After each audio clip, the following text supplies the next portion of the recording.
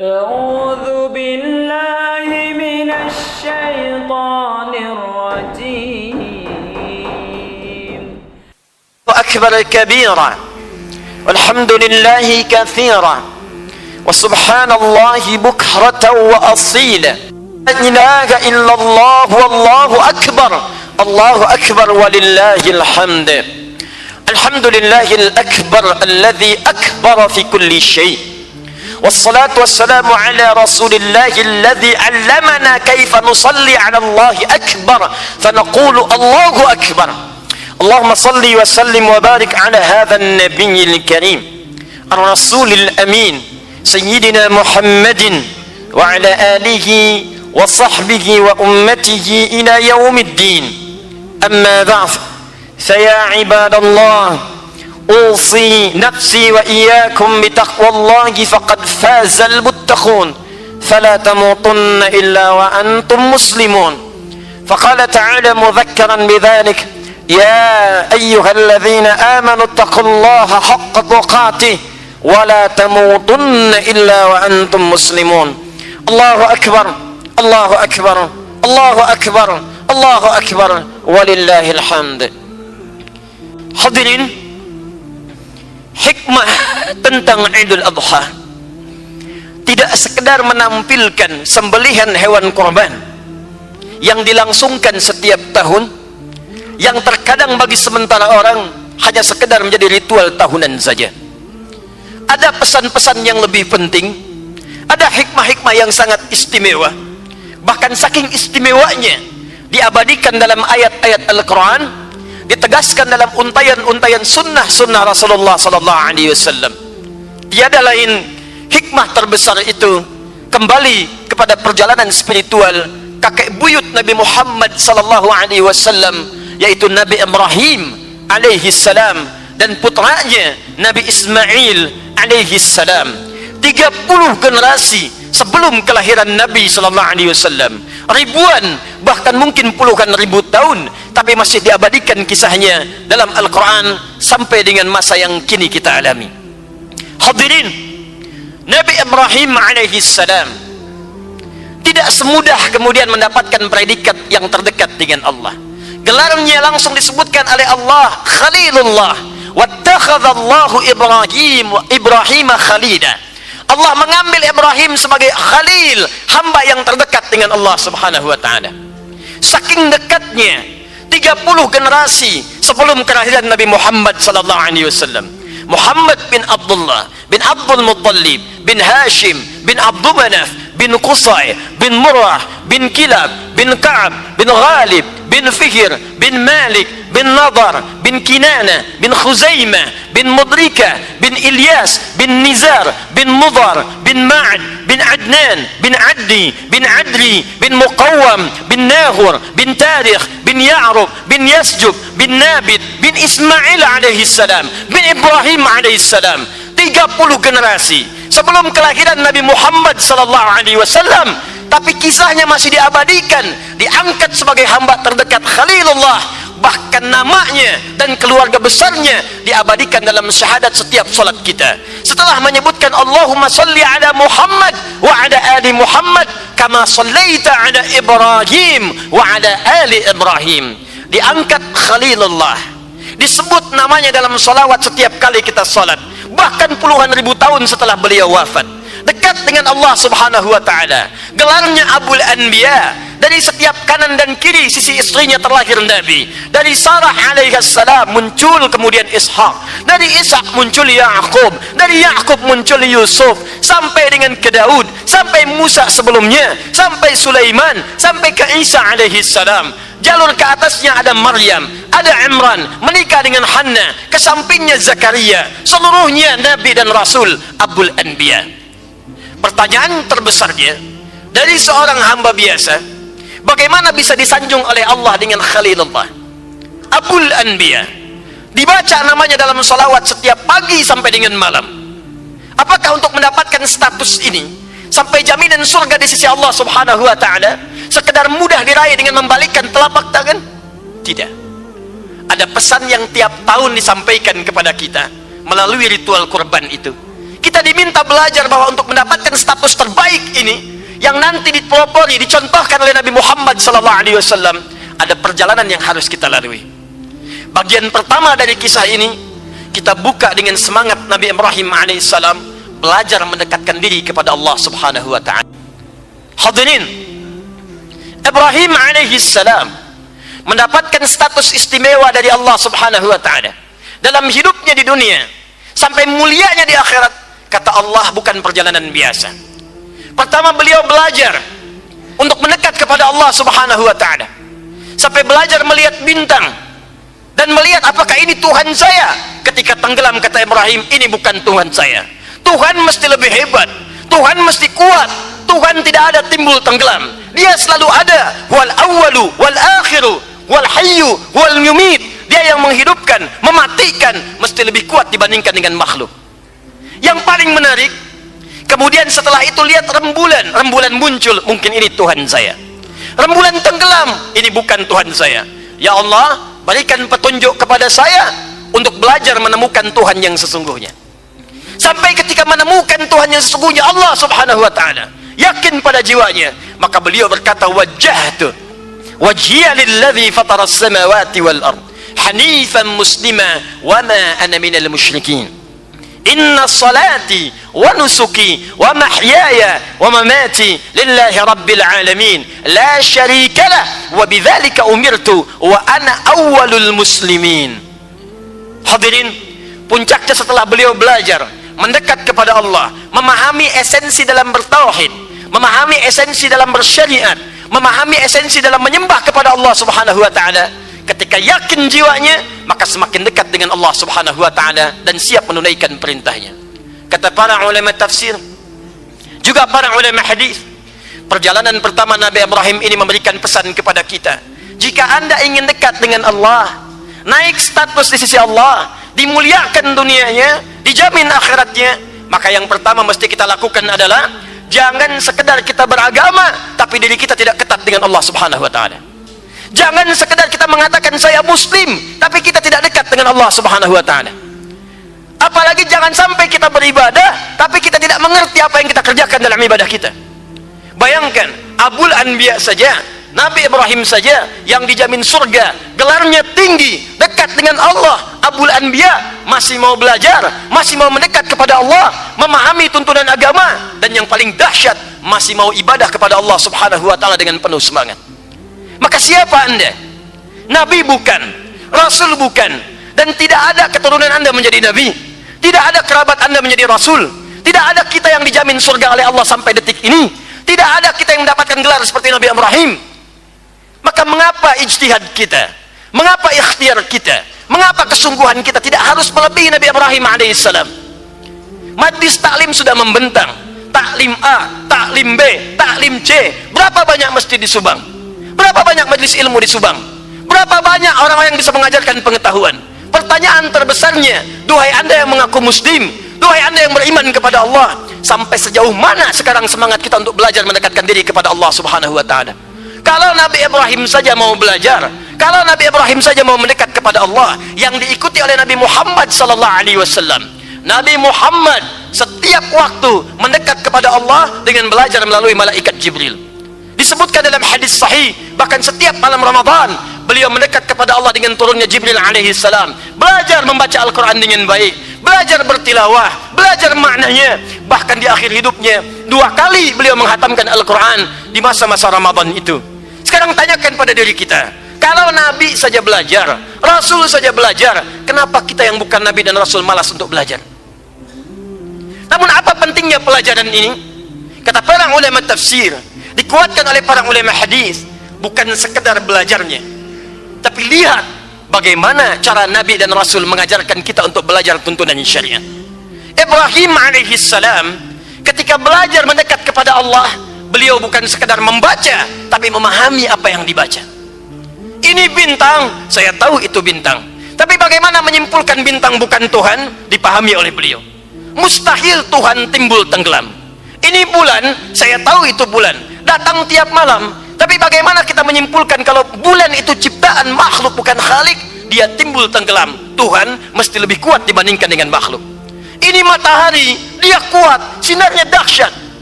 Hadza akbar, kata Nabi Ibrahim, ini lebih dahsyat, lebih besar dibandingkan rembulan.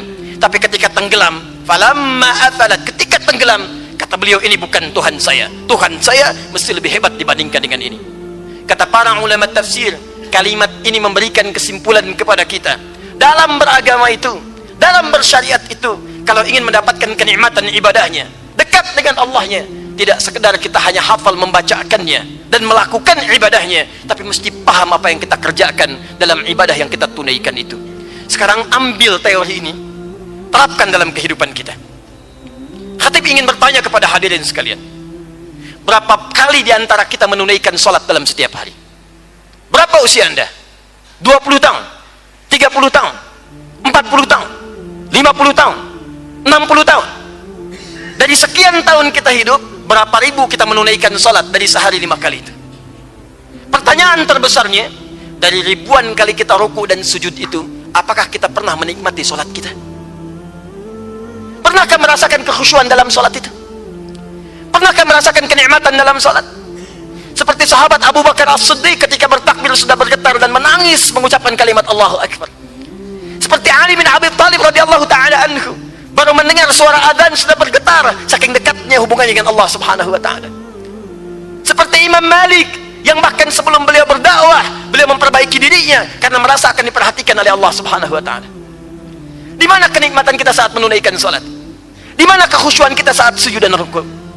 Jangan-jangan bahkan kata Al-Quran surah ke-29 ayat ke-45, kekhusyuan itu tidak didapatkan, kenikmatan itu hilang, bukan karena kita tidak beribadah, tapi karena tidak paham apa yang kita bacakan dan kita lakukan dalam ibadah itu. Utslu ma uhiya ilaika minal kitab wa aqimis salah. Muhammad, sampaikan pada umatmu, kalau salat itu ingin dinikmati, kalau salat itu ingin khusyuk, maka sebelum salat sampaikan pada umatmu, belajar dulu, baca dulu, pahami dulu bacaan-bacaan dan gerakan salat seperti kami ajarkan kepadamu. Apa maksudnya kalimat Allahu Akbar? Kenapa yang dibaca Allahu Akbar? Apa maksudnya ruku bacaannya seperti itu? Kenapa sujud bacaannya begini? Ajarkan pada mereka, sampaikan, pahami bacaannya, sehingga dengan paham itu bisa khusyuk dalam menunaikan salatnya. Pertanyaan terbesarnya, dari ribuan kali ruku dan sujud yang pernah kita kerjakan, berapa persen bacaan salat yang pernah kita pahami? Jangan-jangan selama ini ruku nggak ngerti yang dibaca, sujud nggak paham yang diungkapkan. Duduk di antara dua sujud, kita meminta banyak permintaan. Rabbighfirli, ya Allah ampuni aku. Warhamni, sayangi aku. Wajburni, ya Allah lindungi aku dari orang-orang yang iseng kepadaku. Sampai dengan warzuqni, berikan aku rezeki. Pertanyaan kami khatib kepada anda semua, di antara sekian doa itu berapa yang dikabulkan? Berapa yang bisa dinikmati?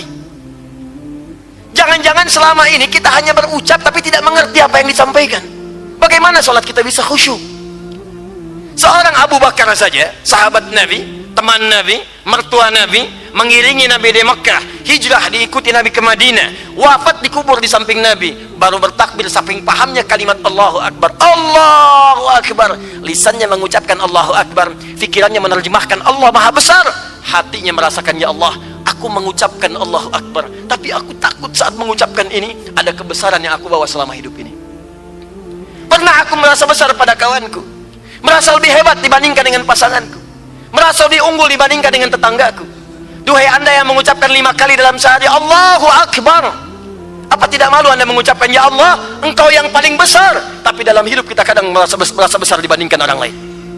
Ustaz merasa hebat dibanding yang lain, pimpinan merasa lebih hebat dibandingkan dengan karyawan, tetangga merasa lebih wah dibandingkan dengan yang lain.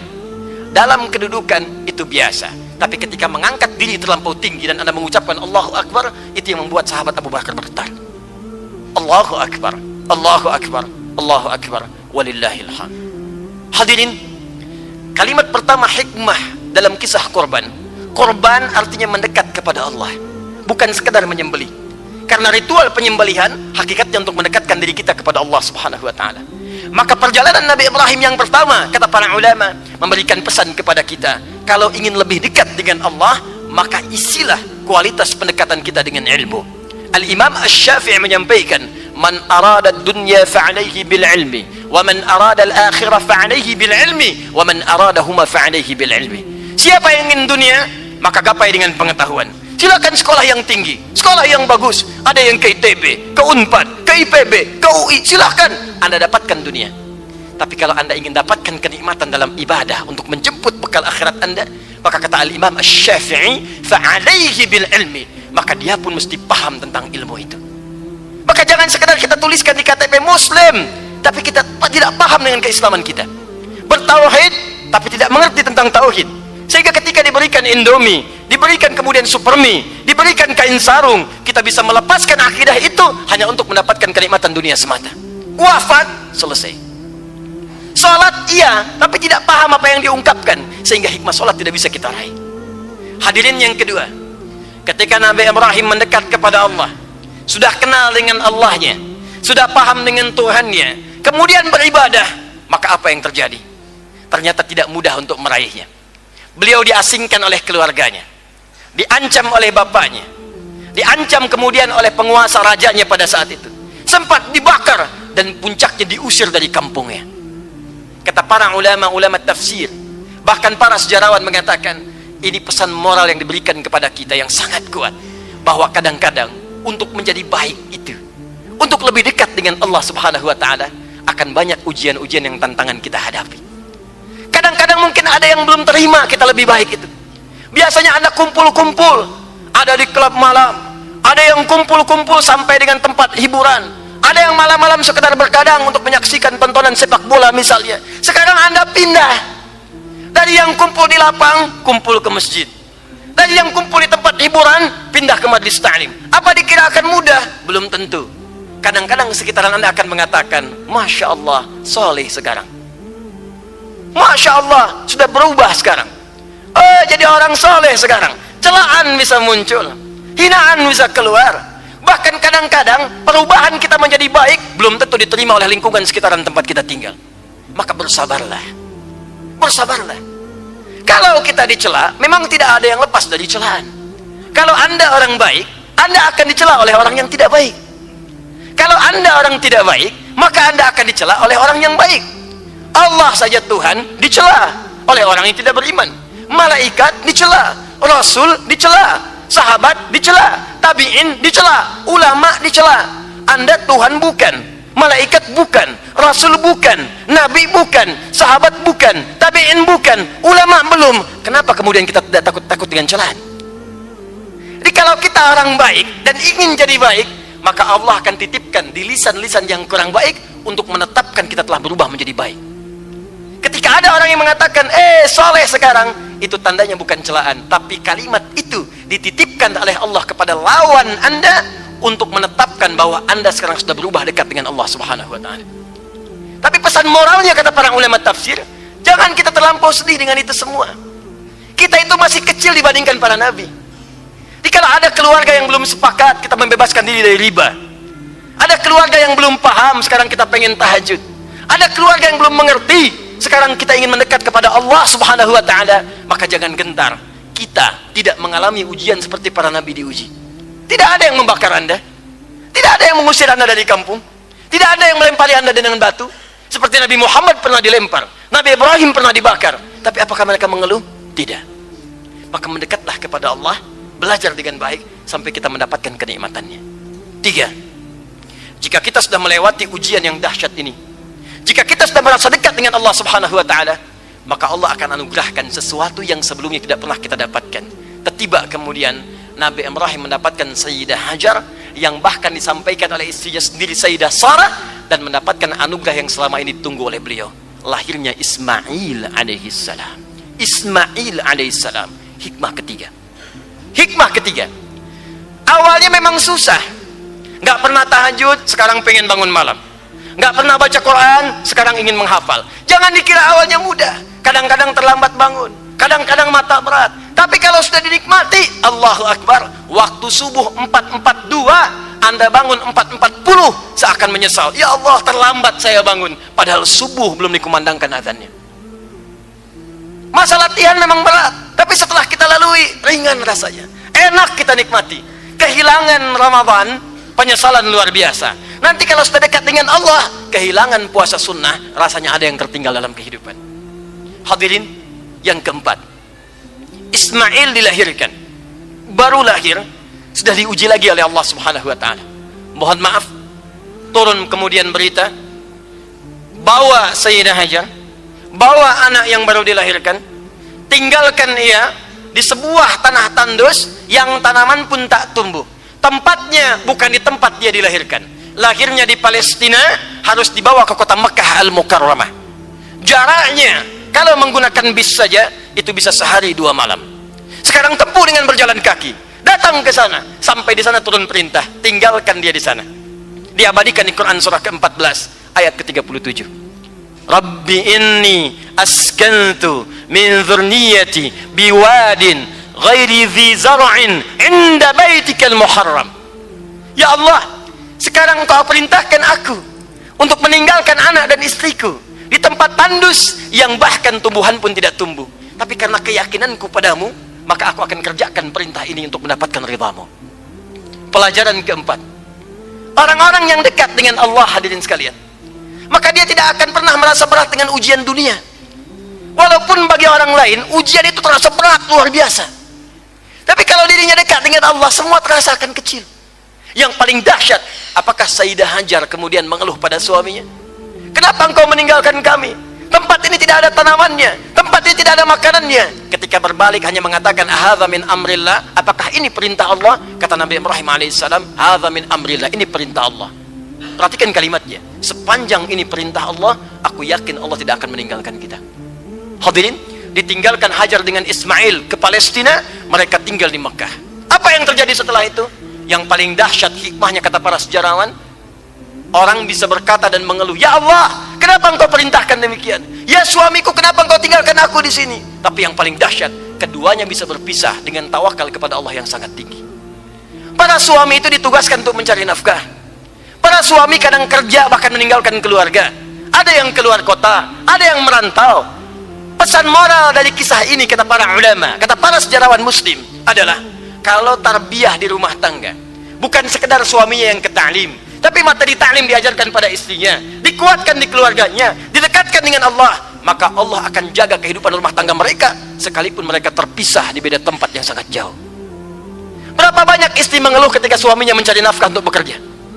Berapa banyak istri kemudian mengirimkan SMS, mengirimkan WhatsApp, banyak memberikan keluhan-keluhan ketika suami sesungguhnya sedang berjihad di jalan Allah untuk mencari nafkah bagi keluarganya. Betapa banyak anak-anak yang kurang sabar ketika ayahnya bekerja, ketika ibunya mulai mendidiknya. Tapi perhatikan, pernahkah Anda mendengar kisah Sayyidah Hajar mengeluh kepada Sayyidina Ibrahim alaihissalam? Pernahkah Anda mendengar kisah Ismail kemudian protes kepada bapaknya karena bapaknya tak pernah ada menghadapinya? Tidak. Hikmah yang terakhir, ini yang kelima, dan ini yang paling dahsyat. Selain mengajarkan pada kita hikmah yang keempat, jika kita ingin baik sekeluarga, maka jangan pernah soleh sendirian. Anda suami soleh, ajak istri menjadi solehah. Suami istri soleh solehah, ajak anak menjadi soleh seluruhnya. Jangan sampai suaminya rajin ikut ta'lim tapi istrinya dibiarkan. Jangan sampai ibunya rajin ikut ta'lim tapi anaknya dibiarkan. Yang paling berbahaya adalah kadang-kadang Anda yang ikhwan, yang laki-laki mengingatkan temannya, me-WhatsApp, bangunkan tahajud, ngajak ke ta'lim, sampai ketika tidak kelihatan Anda menelponnya, akhi kamu ada di mana? Yang paling dahsyat, teman jauh diajak-ajak, anak sendiri tidak pernah diingatkan.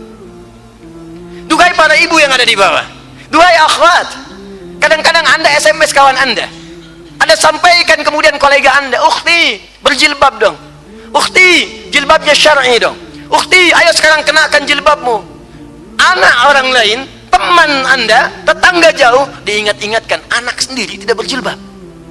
Demi Allah saya katakan, yang akan dihisab, dimintai pertanggungjawaban kita dan keluarga kita. Anda tidak akan pernah ditanya tentang status kawan Anda. Anda tidak akan pernah ditanya tentang status tetangga Anda. Walaupun kita bisa berdoa untuk mereka supaya bisa bersama di surga. Tapi yang pertama kali dihisab, Quran surah ke-66 ayat yang ke-6. Qu anfusakum wa ahlikum nara. Kata Allah, jaga diri. Jaga dirimu dan keluargamu, anakmu, cucumu, istrimu, suamimu dari neraka yang sangat dahsyat, kata Allah. Jika Anda di rumah terjadi kebakaran, kemudian anak Anda masih di sana, cucu Anda berteriak minta tolong, tolong saya Pak, tolong saya Bu, tolong, panas. dan Anda tak mampu menolongnya, hanya berteriak, tolong, tolong anak saya, tolong anak saya. Mungkin masih sempat ada yang menyelamatkan. Tapi khatib ingin sampaikan, neraka lebih panas, neraka lebih dahsyat, dan pada saat itu tidak akan ada yang sanggup menolong. Wa ummihi wa abihi wa fasilatihi wa akhi wa man fil ardi jami'a. Ibu nggak akan sanggup bisa nolong anaknya, Bu. Ketika Anda terbayang anak yang pernah Anda kandung, yang pernah Anda susui, yang pernah Anda rawat, kemudian berteriak-teriak dalam kepungan api neraka yang sangat dahsyat dan mengatakan, "Ma, tolong saya, Ma. Bapak, tolong saya, Pak." Apa Anda bisa bayangkan cucu Anda yang sekarang Anda timbang-timbang? Diberikan semua kemewahan dunia yang bisa Anda dapatkan. Sepeda Anda belikan, motor Anda belikan, mobil Anda fasilitasi. Satu saat dia berteriak, meminta bantuan Anda, "Kakek, tolong saya. Kakek, tolong saya. Ya Allah, ya Allah." Apa yang bisa Anda kerjakan? Tilka ummatun qad khalat laha ma kasabat wa lakum ma kasabtum wa la tus'aluna amma kanu ya'malun. Jika Anda tidak perbaiki sekarang, kata Allah, maka semua akan masing-masing. Itu amalan dia, ini amalan Anda. Anda tidak akan pernah dihisab dengan apa yang telah mereka kerjakan. Maka mulailah kisah sekarang ini. Setiap tahun kita diingatkan. Jadi kalau datang Idul Adha, yang dibayangkan bukan sekedar cari korbannya, cari sapinya, cari kambingnya, sembelih hewannya, bagikan, selesai. Tidak, cek keluarga kita. Lihat keilmuannya. Anda pintar sholat khusyuk, anak Anda kadang-kadang wudhu aja nggak benar. Anda pintar ngaji bagus, anak Anda belum bisa mengaji. Silahkan dilihat saudara sekalian, saudariku sekalian. Muaz 4 tahun tinggal di Mesir, mata buta, pengen hafal Quran, belajar sampai dengan 20 kilo, sampai hatam Quran diantar bapaknya pakai motor yang sangat sederhana. Muaznya sudah hafal, yang ngantar belum hafal. Dahsyatnya hafal Quran dengan riwayatnya, hafal Quran dengan tajwidnya, hafal Quran dengan makhrajnya yang sangat indah. Sampai datang reporter dari Kuwait kemudian mengatakan, bertanya, mewawancarai, apa motivasi Anda menghafalkan Quran ini? Perhatikan jawabannya. Wallahi, wallahi demi Allah, saya menghafalkan Quran ini untuk mencari bekal saat menghadap Allah Subhanahu wa Ta'ala. Saat saya dihisab sendirian dengan Allah, saya dihisab oleh Allah sendirian. Tangan saya bergetar, kaki saya bergetar. Tak ada lagi ayah saya yang menemani, tak ada lagi ibu saya yang pernah melahirkan saya. Dan saya akan katakan di hadapan Allah Subhanahu wa Ta'ala, Ya Rabb, Ya Rabb, kalau bekal saya belum cukup untuk mendapatkan ridhamu masuk ke dalam surga, mohon kurangi hukuman saya di neraka dengan Quran yang telah saya hafalkan ini. Muaz 4 tahun, anak yang belum baligh, anak yang belum berlaku hisab baginya, belum baligh, menghafal Quran untuk mencari bekal mendekat kepada Allah Subhanahu wa Ta'ala. Maka siapa Anda yang sudah 40 tahun, 50 tahun, 60 tahun, ada yang di bawahnya 30 tahun, 20 tahun, anak 4 tahun mata buta menghafal Quran untuk cari bekal menghadap Allah.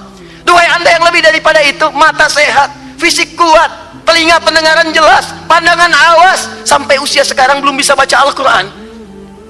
Mau sampai kapan? Dan kalau diwafatkan sekarang, bekal apa yang kita bawa? Anak-anak kecil di Bekasi, usia 4-5 tahun, ke masjid nunggu maghrib, jam 5 sudah datang, pulang setengah 9, berjamaah maghribnya, melanjutkan ke isya'nya, menghafal Qurannya, belajar ibadahnya, belajar syariatnya, setengah 9 pulang. Anak 4-5 tahun. Anda 40 tahun, 50 tahun, masjid sudah qomat, belum tergerak untuk menghidupkannya, dan cita-citanya masuk surga Firdaus, luar biasa. Maka bertakwalah kepada Allah Subhanahu wa Ta'ala. Allahu Akbar, Allahu Akbar, walillahil hamd. Hikmah yang terakhir, yang kelima, Ibrahim alaihissalam diperintahkan oleh Allah tinggalkan Ismail di Mekah dengan ibundanya. Ada hikmah yang aku akan tetapkan di kemudian hari, yakin dengan itu. Tapi yang dahsyat, Ibrahim tinggal di Palestina, Ismail menetap dengan ibunya di Mekah. Ibrahim sebagai nabi, rasul, ayah, suami. Yang paling dahsyat, tugas kenabian, kerasulan mengharuskan beliau untuk berdakwah. Tugas sebagai suami mengharuskan beliau untuk mencari nafkah. Tapi yang hebat, tugas sebagai ayah menjadikan beliau mesti memperhatikan anak dan keluarganya. Di balik kesibukannya berdakwah dan mencari nafkah, masih sempat nengok Ismail yang di Mekah itu. Bolak-balik datang untuk memastikan siapa teman mainnya. Bolak-balik datang untuk memastikan bagaimana ASI diberikannya. bolak-balik datang untuk memastikan bagaimana kehidupan lingkungan sekitarannya. Sehingga beliau disebut dengan Ibrahim. Dalam bahasa Aramaik ada yang menyebutkan Ibrahim sang penyeberang. Bukan sekedar menyeberang untuk berdakwah, ada yang mengatakan menyeberang untuk memperhatikan keluarganya. Jalan kaki dari Palestina ke Mekah untuk memperhatikan keluarganya. Ada yang menyebutkan dari Abun Rahim, bapak yang sangat penyayang. Sesibuk-sibuknya beliau berdakwah dan mencari nafkah, masih memperhatikan anaknya. Lalu apa timbal balik anak kepada bapak yang memperhatikan itu? Hebat, puncaknya adalah dahsyatnya ketika bapaknya memiliki tugas pekerjaan di Mekah untuk meninggikan bangunan Ka'bah. Quran surah kedua Al-Baqarah ayat 127. Allah sampaikan, Ibrahim, tinggikan kembali pondasi Ka'bah yang hancur di masa Nabi Nuh alaihissalam. Mulai kamu kerjakan. Ketika tapak kaki pertamanya ingin mengerjakan, tapak kaki pertama disebut dengan makam, sekarang diabadikan dengan makam Ibrahim. Beliau membawa batu, lantas anaknya datang dari sisi yang lain, membawa batu juga. Usia masih muda, belum sempat baligh, dan beliau mengatakan kepada bapaknya dalam bahasa kita, Pak, apakah boleh aku bantu? Datang membawa batu, dalam bahasa Arab disebut dengan hajar. Kalau disusun-susun jadi sebidang disebut dengan hijr. Kalau jadi bangunan atau sekat atau ruangan disebut dengan hujrah namanya. Maka datang dari sisi yang lain, kemudian membantu bapaknya. Sisi bantuan itu sampai sekarang disebut dengan hijr Ismail. Anak belum balik 4-5 tahun, lihat bapak kerja, masih mau bantu dan nawarkan kepada ayah, boleh nggak anda bantu? Saya tanya kepada anda, duhai anda yang punya anak, duhai ibu yang melahirkan anaknya, duhai ibu yang menyusui anaknya, jika anda sedang bekerja saat ini, apakah anak anda tergerak membantu anda? Jangan-jangan ibu yang nyapu, anak yang perintahkan. Jangan-jangan bapaknya, bapak yang kerja, anak yang menikmatinya. Anak yang pakai mobil, bapak disuruh bayarin bensinnya. Anak yang pakai mobil, bapak disuruh nyucinya. Jika ini terjadi dalam kehidupan, maka jangan salahkan anak dulu. Perhatikan pesan moralnya. Jangan langsung salahkan anak dulu. Tanyakan pada diri kita, sesibuk apa sampai anda lupa perhatian kepada anak anda, sampai dia tidak punya pesan dan kesan kepada anda. Ibrahim sesibuk-sibuknya masih nengok anaknya, bermain dengan anaknya, melihat anaknya. Karena itu dalam Al-Quran diabadikan, sesibuk apapun seorang ayah mesti punya waktu dengan anak. Luqman ngobrol dengan anaknya. Wa idh qala Luqmanu libnihi wa huwa ya'izuhu ya bunayya la tusyrik billah. Yang ngobrol bukan istrinya, yang ngobrol bukan ibunya, Luqmannya. Yakub ngobrol dengan Yusuf. Yakub bapaknya, Yusuf anaknya, tidak disebutkan ibunya. Kenapa ibu tidak disebutkan dalam Al-Quran dalam interaksinya dengan anak? Kata para ulama tafsir, karena anak dekat dengan ibu itu sudah biasa. Karena tugas ayah itu di luar mencari nafkah, ayah dekat dengan anak itu yang luar biasa. Karena itu pesan moral kita mengajarkan kepada kita. Mohon izin dan mohon maaf, jika ada seorang anak tidak peka dengan pekerjaan atau beban orang tuanya, maka jangan cepat langsung salahkan anaknya. Boleh jadi anda yang terlampau sibuk dulu sehingga tidak bisa memberikan perhatian kepada anaknya. Anak anda menunggu pak di rumah 8 jam, anda bekerja di luar. Dia kadang menggambar-gambar sesuatu, dia mengarang-arang cerita, dia ingin setoran hafalan. Tiba-tiba anda pergi entah kemana, tidak ada kabar. Kadang-kadang pulang tidak menyapa, kadang sekedar langsung istirahat, kadang untuk sekedar menyapanya, senyum kepadanya tidak punya waktu. Pantas anak anda mencari perhatian di luar rumah, pantas dia kebut-kebutan di luar rumah, pantas ada yang kena narkoba. Karena hakikatnya bukan itu yang dia inginkan, tapi perhatian anda yang ingin dia dapatkan. Cek lagi keluarga kita pulang ke rumah, lihat anak kita. Bahkan kalau perhatian kita begitu dalam, maka terjadilah tingkat paling tinggi dalam kehidupan berkemanusiaan. Ketika Allah turunkan berita Quran surah 37 bagian terakhir di khutbah ini, ayat 102 sampai dengan 109, bapaknya mengatakan, ya bunayya inni ara fil manami anni azbahuka fanzur madza tara. Duhai anakku sayang, papa bermimpi papa nyembelih kamu, maka bagaimana pendapatmu? Apa jawab Ismail? Bapak mimpi tadi malam, cuman mimpi, nyampaikan ke anak papa sembelih kamu, cuma mimpi. Anak bisa berkata, Pak itu kan cuma mimpi. Pak mungkin mimpi yang gak ada maknanya. Pak mungkin bunga tidur. Tapi yang paling dahsyat jawabannya, ya abatif al ma tu'mar satajiduni insyaallahu minas sabirin. Perhatikan, Ismail tidak mengatakan ya abi, Ismail tidak mengatakan ya buya, tapi mengatakan ya abati. Abi rasa hormat, panggilan kehormatan. Buya panggilan sayang. Kalau Anda ingin padukan Buya dan Abi, hormat dan sayang, rubah kalimatnya menjadi abati. Ya Abi, Pak, demi hormat Nanda kepada ayah. Ya Buya, demi sayang Nanda kepada ayah. Ya Abati, Pak, demi sayang dan hormat Nanda kepada ayah. If'al, kerjakan sekarang, jangan tunda. Satajiduni insyaallah minas sabirin. Pasti engkau dapati aku insyaallah termasuk orang sabar. Hadirin sekalian, bapak mimpi nyembelih anak tadi malam. Disampaikan pada anak besok paginya. Kata anaknya, kerjakan sekarang. Bapak itu nabi, bapak itu wahyu. Pasti mimpi itu benar, bah, kerjakan sekarang. Jika perhatian kita pada keluarga tinggi, jangankan sekedar membantu kita dalam pekerjaan, nyawa pun anak itu akan berada di garda terbantu mempertahankan kita. Dan misi-misi yang baik yang diridhoi oleh Allah Subhanahu wa taala. Hadirin sekalian, puncaknya ketika disembelih itu Allah ganti kemudian dengan hewan kurban. Bismillah ya Allahu Akbar. Kalimat Allahnya disebutkan, kalimat akbarnya muncul. Kalau sudah Allahnya akbar, maka semua yang tinggi termasuk hewan itu tidak ada nilainya. Tidak ada nilainya. Allah akan ganti semua itu dengan kebahagiaan yang sangat luar biasa. Puncak terbesarnya sembelih hewan sebagai syukur kepada Allah Subhanahu wa taala. Inna a'tainakal kautsar. Sungguh kami telah berikan kepadamu nikmat yang sangat banyak. Fasalli li rabbika wanhar. Maka syukuri itu dengan salat dan berkurbanlah kepada Allah Subhanahu wa taala. Hadirin sekalian, puncak kurban adalah puncak kedekatan kita dan keluarga dengan Allah Subhanahu wa taala. Karena itu sebelum kita berdoa, mari kita merenung sejenak. Ingat keluarga kita, ingat anak yang dilahirkan, ingat anak yang dirawat, ingat cucu yang disayang, ingat keluarga besar seluruhnya. Apakah kalau Allah wafatkan kita hari ini sudah punya bekal yang cukup untuk menghadap kepada Allah Subhanahu wa taala? Maka kita evaluasi kembali, ayo belajar kembali, hidupkan majlis-majlis ilmu, datangi belajar yang baik, salat yang baik, yang paham, haji yang baik, yang paham, zakat yang baik, yang mengerti, ajak keluarga, hidupkan dan nikmati keindahannya mendekat kepada Allah sekeluarga seluruhnya. Mari kita berdoa kepada Allah Subhanahu wa taala. Mudah-mudahan ibadah kita diterima di saat ini, korban kita diterima oleh Allah Subhanahu wa taala, bukan sekedar mengorbankan hewan yang disembelih, tapi mengorbankan diri kita untuk mendekat kepada Allah Subhanahu wa taala. Alhamdulillahirabbil alamin, arrahmanir rahim, maliki yaumiddin. Iyyaka na'budu wa iyyaka nasta'in. Ihdinas siratal mustaqim, siratal ladzina an'amta 'alaihim ghairil maghdubi 'alaihim waladdallin. اللهم لك الحمد ولك الشكر كما ينبغي لجلال وجهك الكريم ولعظيم سلطانك. اللهم صل وسلم وبارك على نبيك محمد وعلى آله وصحبه وأمته إلى يوم الدين. اللهم يا الله إنا نسألك خير ما سألك رسولك المصطفى نبينا محمد صلى الله عليه وسلم. Ya Allah, kami bermohon kepadamu di duha yang baik ini ya Allah, di momentum yang indah ini ya Allah, segala kebaikan yang pernah dimintakan oleh Rasulmu Muhammad sallallahu alaihi wasallam. Wa na'udzubika min kulli syarri masta'adza bika anhu rasuluka al-mustafa Muhammad sallallahu alaihi wasallam. Dan kami berlindung kepadamu ya Allah dari segala keburukan yang pernah diperlindungkan kepadamu oleh Rasulmu Muhammad sallallahu alaihi wasallam.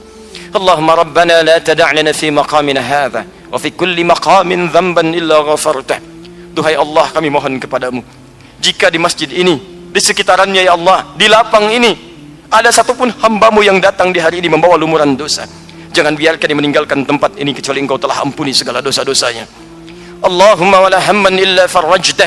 Jika ada di antara kami yang datang membawa kegelisahan, jangan biarkan dia meninggalkan tempat ini ya Allah kecuali engkau telah tenangkan keadaan jiwanya. Allahumma wala asran illa yassartah. Ya Allah, jika ada satu jamaah pun di sini ya Rabb, datang ya Allah ke majlis ini membawa kesulitan dalam hidupnya, sulit di rumah tangganya, pekerjaannya, kehidupan sosialnya, maka mohon ya Allah dengan keikhlasan amalnya angkat ya Allah dan mudahkan segala kesulitan hidupnya. Allahumma wala maridan illa syafaitah. Ya Allah, jika ada di antara kami, kerabat kami, keluarga kami yang tengah engkau uji dengan penyakit seberat apapun, maka mohon angkat dan sembuhkan penyakitnya.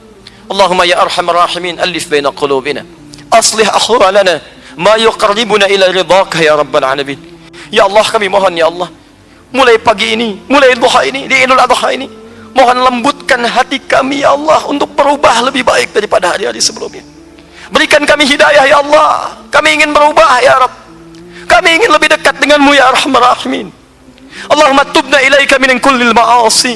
Ya Allah, saksikan kami ya Allah di duha ini, di Idul Adha ini, kami bertaubat ya Allah dari semua maksiat yang pernah kami kerjakan.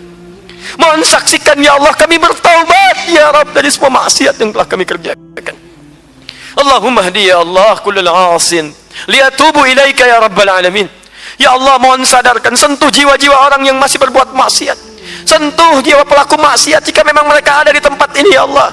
di sekitaran tempat ini ya Allah, yang dekat yang jauh dari kami ya Allah, jika mereka masih hidup mohon sentuh mereka ya Allah untuk bertaubat ya Arhamar Rahimin. Allahumma sadarkan kepada mereka bahwa mereka akan wafat. Allahumma tawaffahum ya hum muslimun wa hum taibun. Ya Allah kami mohon ya Rabb, mohon jangan sampai mereka wafat atau kami wafat dalam keadaan bermaksiat. Bimbing kami untuk bertobat ya Allah, bimbing kami untuk bertobat ya Arhamar Rahimin.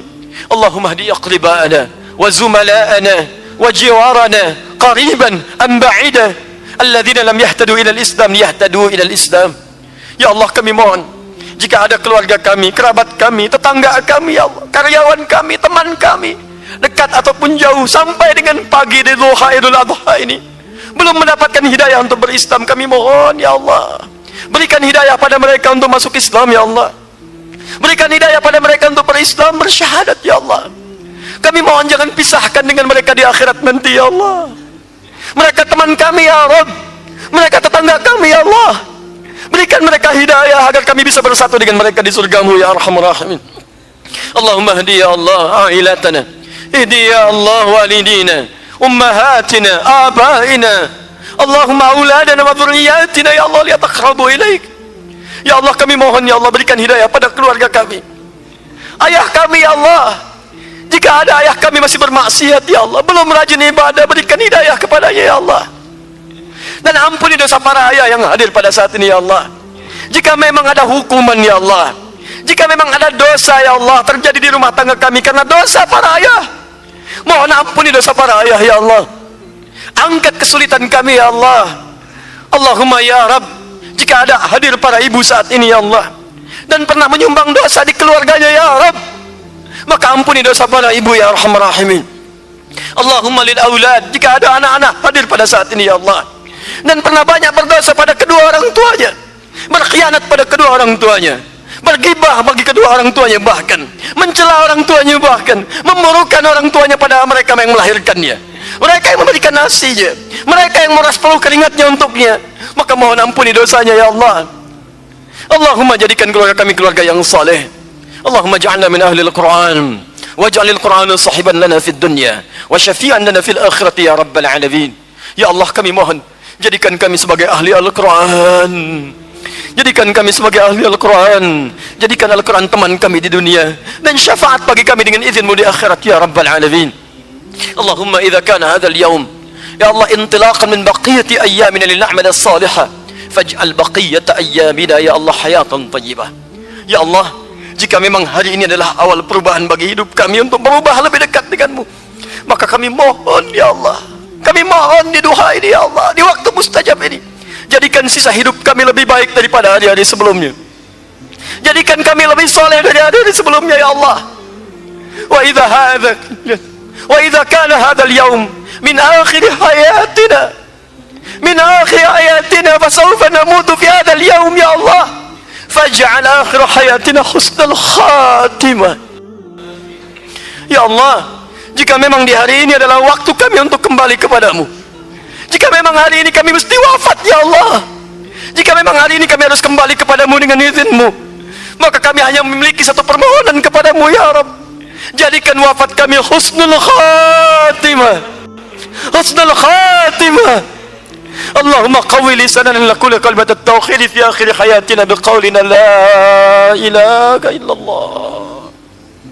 Ya Allah mohon ya Rabb, jika sakaratul maut kami ya Allah, jika sakaratul maut kami tiba, kuatkan lisan kami untuk mengucapkan kalimat tauhid la ilaha illallah Muhammadur Rasul.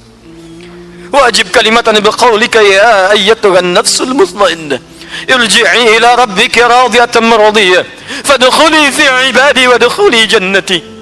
Dan mohon jawab ya Allah kalimat tauhid kami dengan panggilanmu yang indah, jiwa-jiwa yang tenang, ya ayyatuhan nafsul mutmainnah, cepat pulang kepada Rabbu dengan penuh ketenangan. Aku reda kepadamu, engkau pun akan reda dengan pemberianku. Jadi hambaku yang saleh, aku siapkan surga untukku. Allahumma ishtaqna bi Rasulillah sallallahu alaihi wasallam. Ya Allah, kami merindukan perjumpaan dengan Rasulullah sallallahu alaihi wasallam. Lam na'ish ma'ahu fil hayat wa lam narahu fil manam.